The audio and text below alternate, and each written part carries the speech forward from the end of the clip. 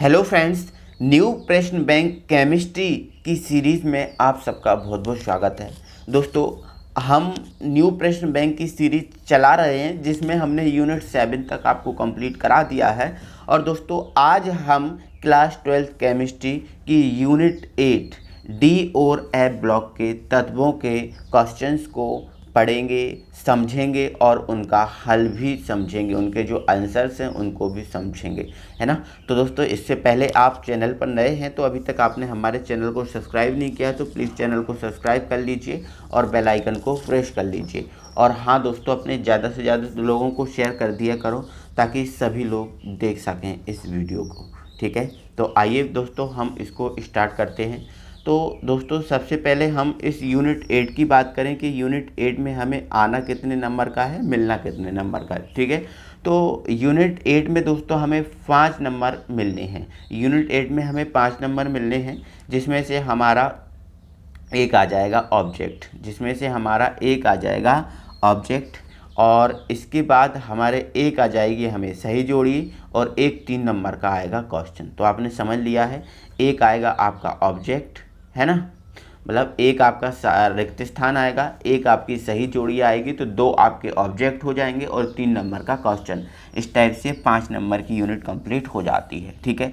तो देखते हैं। तो दोस्तों, हमारा क्वेश्चन नंबर 1 है, रिक्त स्थान में डी ब्लॉक के तत्व खाली स्थान कहलाते हैं। तो जो डी ब्लॉक के तत्व हैं वो संक्रमण तत्व कहलाते हैं, तो आपको आंसर देना है संक्रमण तत्व। नेक्स्ट, एफ ब्लॉक के तत्व खाली स्थान कहलाते हैं, तो आपको लिखना है अंतर संक्रमण तत्व, ठीक है। ये आपको लिख देना अंतर और फिर आप लिख देना संक्रमण तत्व, ठीक है, अंतर संक्रमण तत्व, ठीक है। संक्रमण धातुओं के आयन प्रायः रंगीन होते हैं, तो यहाँ पर आपको रंगीन लिखना है कि रंगीन होते हैं, ठीक है। क्या लिखना है? रंगीन होते हैं, ठीक है। नेक्स्ट है हमारा, डी ब्लॉक के तत्वों का अध्ययन आवर्त सारणी में खाली स्थान के रूप में करते हैं। मतलब जो डी ब्लॉक के तत्व हैं आवर्त सारणी में हम किस रूप में पढ़ते हैं? तो संक्रमण तत्वों के रूप में पढ़ते हैं, ठीक है। तो डी ब्लॉक के तत्वों का अध्ययन आवर्त सारणी में संक्रमण तत्वों के रूप में करते हैं, तो यहाँ पर आपको संक्रमण तत्वों के रूप में लिखना है, ठीक है। नेक्स्ट है, संक्रमण तत्व ऊष्मा और विद्युत के सुचालक होते हैं, तो आपको क्या लिखना है? सुचालक, है ना। संक्रमण तत्व ऊष्मा और विद्युत के सुचालक होते हैं, या फिर चालक लिख दोगे तो भी आपका सही आंसर होगा, ठीक है। चलो आगे हम दोस्तों सही जोड़ियों पर पहुंचते हैं, और हमारी सही जोड़ी नंबर 1 है लाल रक्त कोशिका। अब इनको मिलान करना है, तो लाल रक्त कोशिका में क्या होता है दोस्तों? आयरन होता है, तो पहला ये हो जाएगा। नेक्स्ट है हमारा एक्टिनाइड। देखो एक्टिनाइड इसने बोला है, ठीक है। तो एक्टिनाइड हमारा 5F श्रेणी होती है, तो दूसरा हो जाएगा ये, है ना। नेक्स्ट बोला लेंथिनाइड, तो लेंथिनाइड जो हमारी होती है वो 4F श्रेणी होती है, तो तीसरा हमारा ये हो जाएगा। प्रथम संक्रमण श्रेणी, तो प्रथम संक्रमण श्रेणी को हमें पता है 3D श्रेणी बोलते हैं। आपको पता है संक्रमण श्रेणी 4 हैं, 3D, 4D, 5D और 6D, है ना। 3D, 4D, 5D और 6D, ये 4 श्रेणियाँ हैं। तो यहाँ पर इसने बोला प्रथम संक्रमण श्रेणी, तो प्रथम संक्रमण श्रेणी हम 3D को बोलते हैं, तो ये हमारा 4 वाला हो जाएगा, ठीक है। परमाणु क्रमांक 28 किसका होता है? तो वो निकल का होता है, तो ये हमारा 5th वाला हो जाएगा, ये हमारा 5th है, ठीक है। चलो, तो ये सही जोड़ियां हमने मिलान कर ली। आई होप कि आपको समझ में आ गया होगा, कोई प्रॉब्लम नहीं होगी, ठीक है। चलो आगे हम दोस्तों अब क्वेश्चन पे पहुंचते हैं। तो दोस्तों, हमने आपको पहले ही बता दिया कि क्वेश्चन हमें यहाँ से 3 नंबर का मिलना है। कितने नंबर का? 3 नंबर का क्वेश्चन हमें प्राप्त होगा, ठीक है। तो इनको आपको थोड़ा सा अच्छे से समझना है, क्योंकि मैं यहीं पर आपको क्लियर करा रहा हूँ, ठीक है। चलो, क्वेश्चन हमारा पहला है और ये कह रहा है संक्रमण तत्वों का सामान्य इलेक्ट्रॉनिक विन्यास क्या है। तो संक्रमण तत्वों का सामान्य इलेक्ट्रॉनिक विन्यास क्या है? तो देखो, ये अगर हम लिखेंगे तो बहुत छोटा होगा, तो इसके लिए आपको क्या करना है?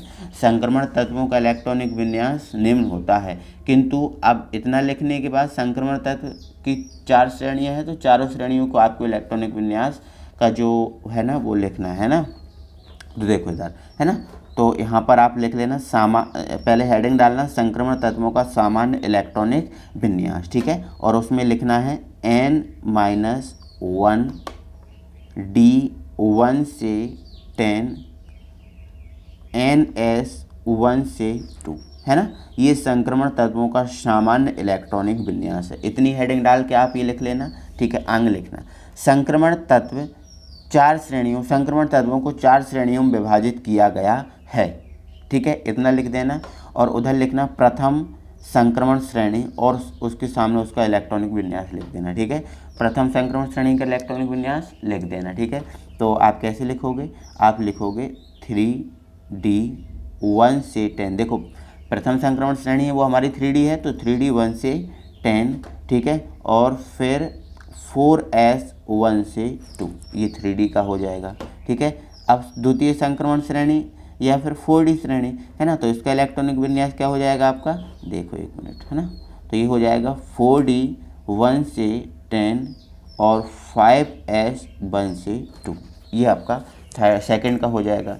इसके बाद आपको किसका, थर्ड का लिखना है, ठीक है। तो थर्ड का लिखोगे तो आप यहाँ थर्ड डाल दोगे और थर्ड का क्या हो जाएगा 5D 1 से 10 और 5S 1 से 2, ये हो जाएगा, ठीक है। अब हमारी 4D है तो 4D का हम यहाँ ऊपर लिख दे रहे हैं, ठीक है, या फिर यहाँ लिख दे रहे हैं, ठीक है। तो आपका ये 4 का, ठीक है। तो 4 का क्या हो जाएगा, 4 का हो जाएगा आपका 6D 1 से नो 4 का लिखना है हमें, किसका लिखना है, 4 का लिखना है ना। तो थोड़ा सा इसको हम हटा देते हैं, ठीक, ओके, है ना। हमें 4 का लिखना है तो ये हमारा क्या हो जाएगा, देखो अभी तो ये हमारा 3 4 5 हो गया, है ना। तो 6D 1 से 10 और 7S 1 से 2, है ना। तो ये 4 श्रेणियों के इलेक्ट्रॉनिक विन्यास अच्छे से जमा कर आप लिख देना, कोई प्रॉब्लम नहीं, ठीक है। तो ये इसका आंसर हो जाएगा, है ना। इसने इलेक्ट्रॉनिक विन्यास के बारे में पूछा ही, तो इलेक्ट्रॉनिक विन्यास हम ये चीज़ें बता देंगे, ठीक है। आप समझिए क्या होगी, कोई प्रॉब्लम नहीं होगी। आगे हम बढ़ते हैं। तो हमारा अगला क्वेश्चन क्या है, संक्रमण तत्व रंगीन आयन क्यों बनाते हैं, मतलब जो संक्रमण तत्व होते हैं वो रंगीन आयन क्यों बनाते हैं, ठीक है।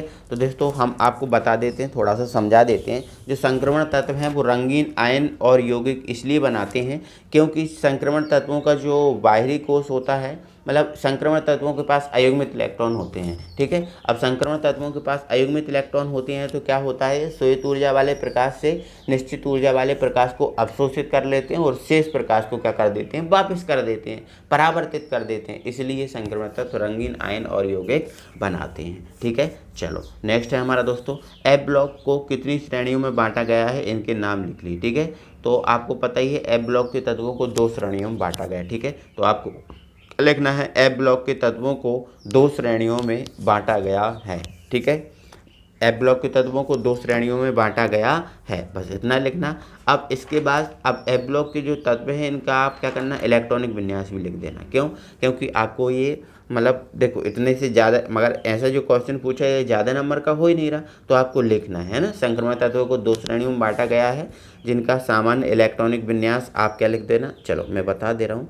आपको क्या लिखना है, n-2 F1 से 14, है ना। आपको पता ही है। और मतलब जो आपकी एफ श्रेणी है, मतलब जो एफ ब्लॉक के तत्व उनका सामान्य इलेक्ट्रॉनिक विन्यास यही होता है ना, क्योंकि एफ में 1 से 14 तक जाते हैं। फिर आएगा आपका n-1 D 1 से 10, ठीक है। फिर आएगा आपका NS 1 से 2, क्योंकि D में 10 ही जाते हैं तो 1 से 10 और S में 2 जाते हैं तो 1 से 2। तो पहले तो आपको ये लिखना है संक्रमण तत्वों को 2 श्रेणियों में बांटा गया है जिसका सामान्य इलेक्ट्रॉनिक विन्यास ये है, ठीक है। इतना लिखने के बाद आप श्रेणियों के नाम लिखोगे, है ना। तो आपकी श्रेणी कौन कौन सी है, पहली आपकी एक्टिनाइड श्रेणी और दूसरी पहली आपकी लेंथिनाइड श्रेणी, लिखना लेंथिनाइड श्रेणी, और दूसरा लिखना एक्टिनाइड श्रेणी, ठीक है। तो आप लेंथिनाइड और एक्टिनाइड में थोड़ा थोड़ा लिख देना, ठीक है। इसमें क्या लिखना, लेंथिनाइड श्रेणी, लेंथिनम के बाद आने वाले 14 तत्वों को लेंथिनाइड तत्व या लेंथिनाइड श्रेणी कहते हैं। इसमें 14 तत्वों को रखा गया, बस इतना लिख देना। और इसके बाद इसका सामान्य इलेक्ट्रॉनिक विन्यास भी आप लिख ही देना, ठीक है। तो लेंथिनाइड का सामान्य इलेक्ट्रॉनिक विन्यास क्या होता है,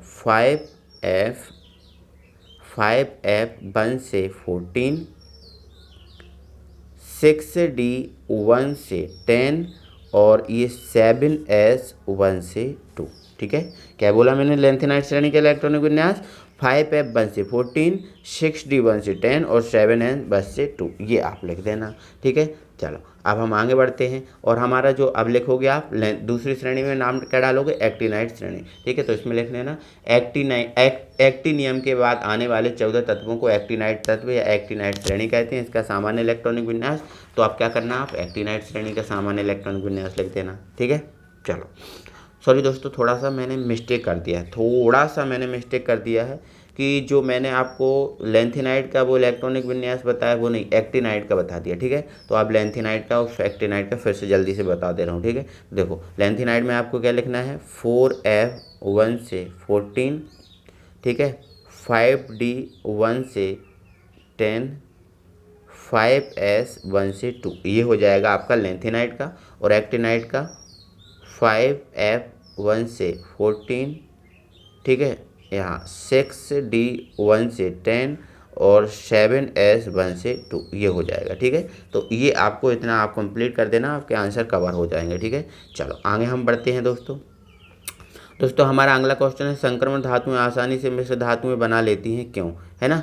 जो संक्रमण धातुएं हैं वो आसानी से मिश्र धातुएं बना लेती हैं क्यों। तो दोस्तों इसका आंसर ये है कि जो संक्रमण तत्व होते हैं लगभग समान आकार के होते हैं। लगभग कैसे होते हैं, समान आकार के। अब लगभग समान आकार के होते हैं तो जैसे ही इनको हम पिघलाते हैं तो ये पिघली हुई अवस्था में क्या होते हैं, आप आसानी से एक दूसरे में बहुत अच्छे से मिल जाते हैं। अब बहुत अच्छे से मिल जाते हैं तो ठंडे होते हैं, तो अब ये इनकी फिर अलग ही धातु आपको प्राप्त होती है। ठीक है, मतलब वही हो ना, जब दो या दो से अधिक धातुएं आपस में मिल जाती हैं तो उसे संक्रमण धातु कहते हैं, है ना।